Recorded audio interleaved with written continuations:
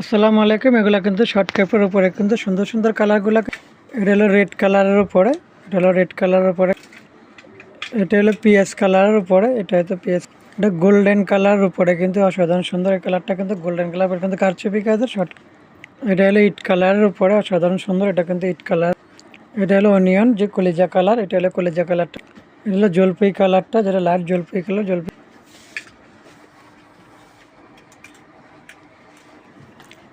এটা হলো master yellow কালারের উপরে, এটা কিন্তু মাস্টার। এটা হলো পার্পেল কালারের উপর, এটা কিন্তু পার্পেল কালার।